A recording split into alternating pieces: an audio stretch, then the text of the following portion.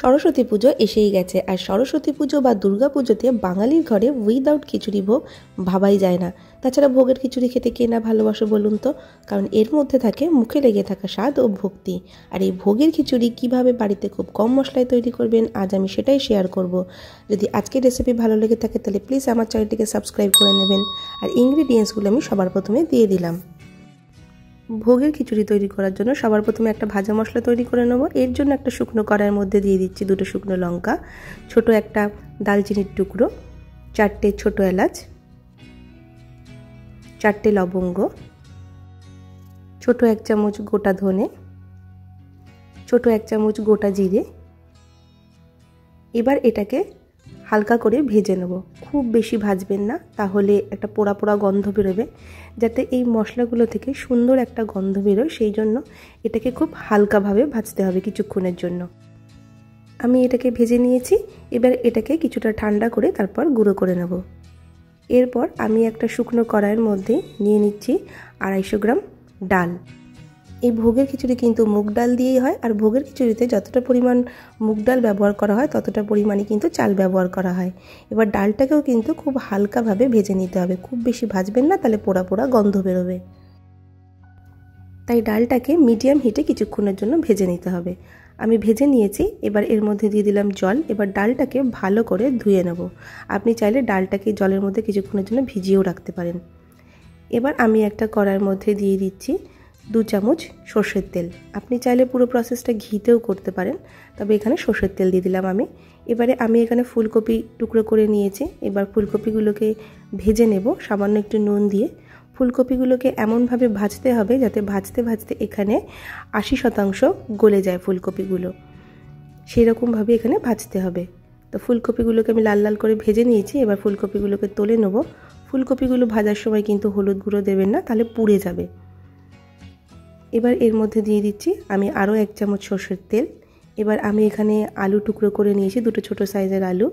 এবার আলুগুলোকেও হালকা ভেজে নেব। আলুগুলো ভাজার সময়তেও আপনি হলুদ ব্যবহার করবেন না, তাহলে আলুগুলো পুড়ে যাবে খুব তাড়াতাড়ি। তো সেই জন্য বিনা হলুদে এগুলোকে ভেজে নিতে হবে। তো আমি ভেজে নিয়েছি। এবার আলুগুলোকেও তুলে নিচ্ছি। এবার আমি কড়াইয়ের মধ্যে দিয়ে দেবো নারকেল কুচি। যদি নারকেল না থাকে আপনার কাছে তাহলে আপনি স্কিপ করতে পারেন, তবে ভোগের খিচুড়িতে নারকেল ব্যবহার করা হয়, এবং যদি আপনার কাছে নারকেল থাকে তাহলে কিন্তু আপনি অবশ্যই দেবেন। এর স্বাদ কিন্তু বহুগুণ বেড়ে যায় এই নারকেল কুচি দিলে। তো নারকেলটাকেও হালকা আমি ভেজে নিয়েছি, খুব বেশি কিন্তু নারকেলটাকে ভাজা যাবে না, তাহলে পুড়ে যাবে। তো মিডিয়াম আঁচে আমি নারকেলটাকে হালকাভাবে ভেজে নিয়েছি এবং তুলে নিলাম।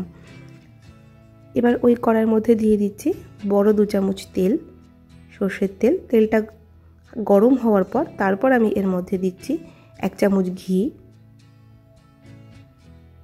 এবার ঘিটাও গরম হয়ে গেলে এর মধ্যে দিয়ে দিচ্ছি 2টো তেজপাতা, একটা শুকনো লঙ্কা,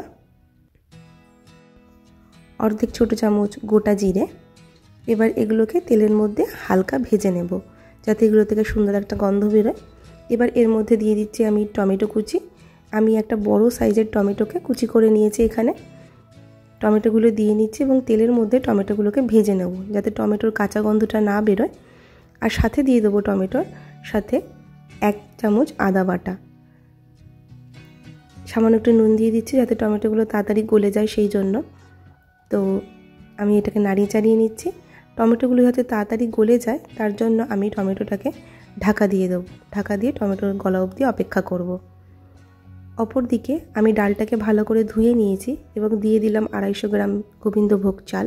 গোবিন্দভোগ চাল না থাকলে আপনি বাসমতি রাইস ব্যবহার করতে পারেন। দেখুন টমেটোগুলো গলে গেছে।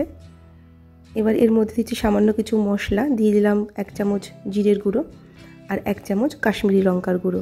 এই ভোগের খিচুড়িতে খুব বেশি মশলা ব্যবহার করা হয় না। আর দিয়ে দিচ্ছি অর্ধেক চামচ হলুদ গুঁড়ো। এবার এটাকে ভালো করে ভেজে নেব যতক্ষণ না মশলা আর তেল আলাদা হয় ততক্ষণ পর্যন্ত।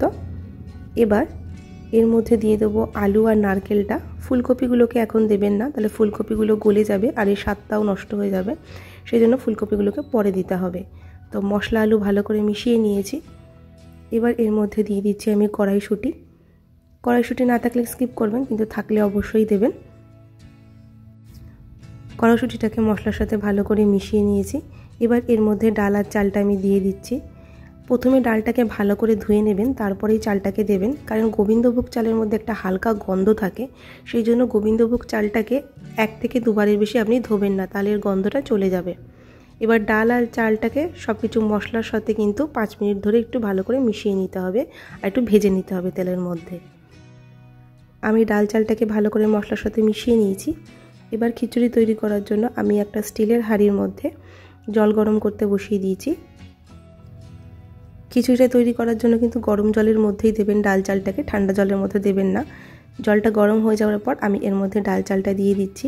এইভাবে একবার ভোগের খিচুড়ি তৈরি করে দেখবেন, অল্প একটু খেলেই মুখে স্বাদ লেগে থাকবে একদম, আর মনটাও কিন্তু একদম ভরে যাবে।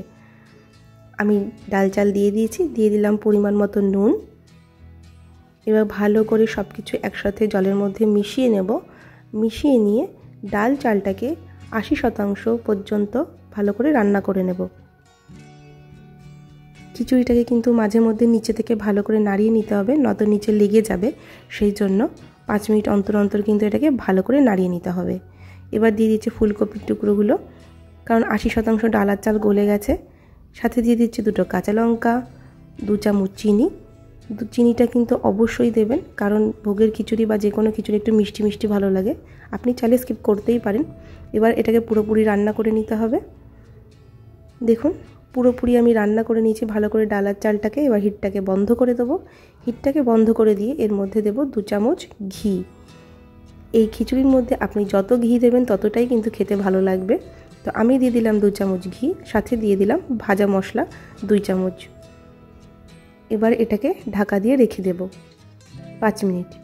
তো 5 মিনিট হওয়ার পর দেখুন আমি ঢাকাটা খুলছি।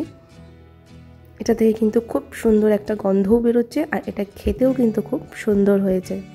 তো এবার এটাকে আমি সার্ভ করে নেব। ভালো করে নাড়িয়ে চাড়িয়ে নিচ্ছি।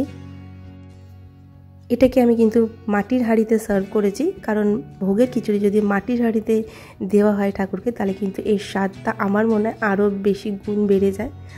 কারণ মাটির হাঁড়ির একটা গন্ধই আলাদা, এবং এটা খেতেও খুব সুন্দর হয়। তো আজকের রেসিপি ভালো লেগে থাকলে তাহলে প্লিজ লাইক শেয়ার কমেন্ট করতে একেবারেই ভুলবেন না, আর সাবস্ক্রাইব করে নেবেন আমার চ্যানেলটিকে। আপনি এটা আলু ভাজা বা বেগুন ভাজা বা বাঁধাকপি যে কোনো কিছুর সাথে আপনি ঠাকুরের কাছে রাখতেই পারেন। সকলকে ধন্যবাদ রেসিপিটি পুরো দেখার জন্য, আর প্লিজ চ্যানেলটিকে সাবস্ক্রাইব করে নেবেন নতুন নতুন রেসিপি দেখার জন্য।